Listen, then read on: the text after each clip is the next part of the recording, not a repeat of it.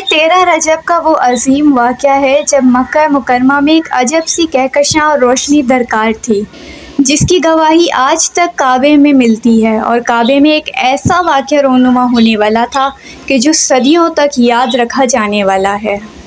جب امیر کائنات علی ابن ابی طالب علیہ السلام کی پیدائش خانہ کعبہ کے اندر ہوئی، اس وقت ابو طالب علیہ السلام اپنے ہاتھوں پہ مولا کائنات کو اٹھائے خانہ کعبہ سے باہر آئے، تو اس وقت کچھ یہودی، عیسائی اور بت پرستوں نے باہر آ کر انہیں روکا اور کہا کہ ابو طالب کہاں جا رہے ہو؟ سرکار ابو طالب نے فرمایا، یہ میرا بیٹا علی ہے اور میں اسے لے کر اپنے گھر جا رہا ہوں۔ تو ان لوگوں نے کہا کہ کیا تمہیں مکہ کا دستور معلوم نہیں ہے؟ مکہ میں جب بھی کوئی بچہ پیدا ہوتا ہے تو اسے ایک پتھر پر لٹا دیا جاتا ہے اور ماں باپ دور کھڑے ہوتے ہیں، اور پھر پہاڑوں سے ایک سانپ نکل کر آتا ہے جو بچے کے پاس کھڑا ہوتا ہے۔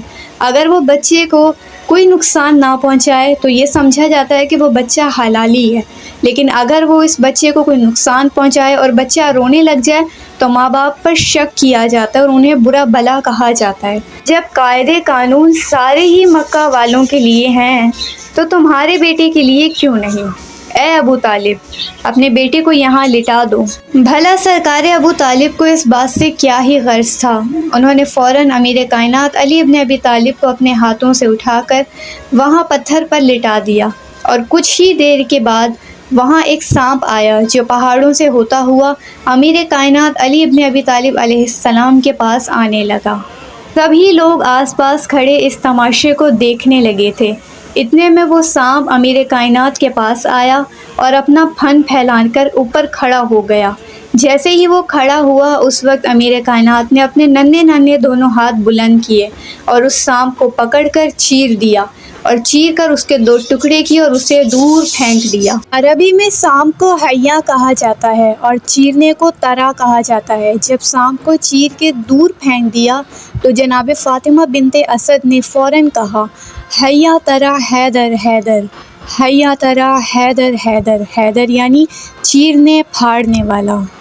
اور یہی وجہ ہے کہ آپ کی والدہ نے آپ کا نام بچپن ہی سے حیدر رکھا تھا، اور ناز تھا اس بات پہ کہ میرا بیٹا حیدر ہے۔ لیکن یہ سارا واقعہ امام علی علیہ السلام کی ولادت کے بعد کا واقعہ ہے۔ اب ہم اس طرف آپ کو رجوع کروائیں گے کہ آخر امام علی علیہ السلام کی پیدائش خانہ کعبہ کے اندر کس طرح ہوئی۔ جب امیر کائنات کی ولادت کا وقت قریب آیا تو تاریخ گواہ ہے کہ جناب فاطمہ بنت اسد جو امیر کائنات کی والدہ ہیں، وہ خانہ کعبہ کے قریب آ گئیں۔ خانہ کعبہ کا طواف کرنے لگیں، اور طواف کرتے ہی ایک جانب اپنا ہاتھ رکھا اور اللہ سے دعا کی کہ اے اللہ، اس ولی کی پیدائش میں میری لیے مدد فرما۔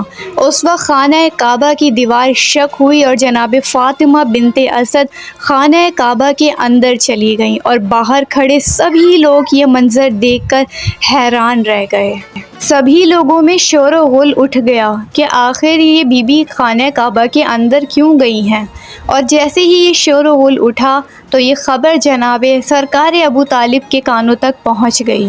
یہ بات مکہ سے پورے عرب شہر میں پھیل گئی، اور سبھی لوگ دور دور سے یہ دیکھنے آ رہے تھے کہ آخر ابو طالب کی زوجہ خانہ کعبہ کے اندر دیوار کے شق ہونے سے کیسے چلی گئیں، اور اگر گئی بھی ہیں تو ابھی تک یہ باہر واپس کیوں نہیں آئی؟ آخر یہ پورا ماجرا کیا ہے؟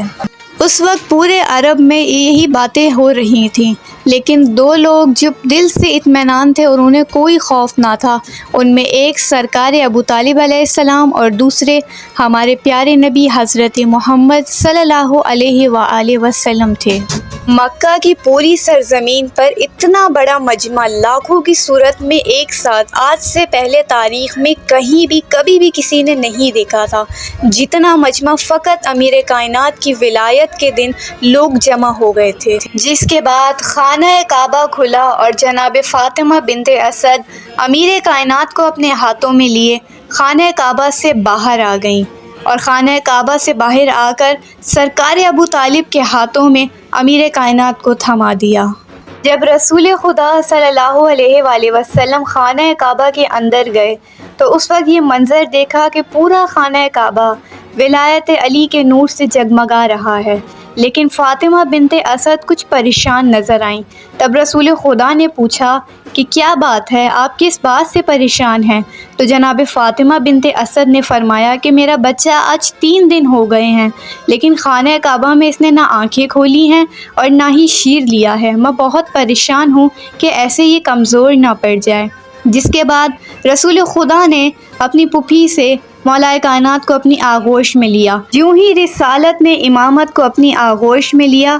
امامت نے آنکھیں کھولی اور پہلی زیارت ہی رسالت کے چہرے کی۔ پھر رسول خدا نے اپنے زبان چسائی کہ جس کے بعد رسالت کا سارا علم امامت میں تقسیم ہو گیا۔ اسی علم کی تاثیر تھی جو رسول خدا نے امامت میں منتقل کیا تھا کہ جس سے آج تک سوائے علی ابن ابی طالب کے کسی نے بھی آج تک منبر سے سلونی کا دعویٰ نہیں کیا۔ جب رسول خدا اپنے آغوش میں امیر کائنات کو لے کر خانہ کعبہ سے باہر آنے لگے، سبھی لوگ بچے کے چہرے کی نورانیت دیکھ کر جھوم اٹھے کہ یہ بچہ کس قدر خوبصورت و حسین ہے۔ سرکار ابو طالب نے فرمایا کہ اس طرح سے کسی بھی بچے کی ولادت آج سے پہلے کبھی نہیں ہوئی جس طرح سے آج میرے بچے کی ولادت ہوئی ہے، اور میرے بچے کا نام اسی لیے اللہ نے علی رکھا ہے، یعنی فضیلت والا، جس کو اتنی بڑی فضیلت اور اتنا بڑا مرتبہ حاصل ہوا کہ خود خانہ کعبہ میں اللہ نے اپنے گھر میں علی کی پیدائش کا بندوبست کیا۔ تو یہ ہے امام علی علیہ السلام کی زندگی کا وہ خوبصورت واقعہ کہ جسے ہم اپنے بچپن سے سنتے چلے آ رہے ہیں۔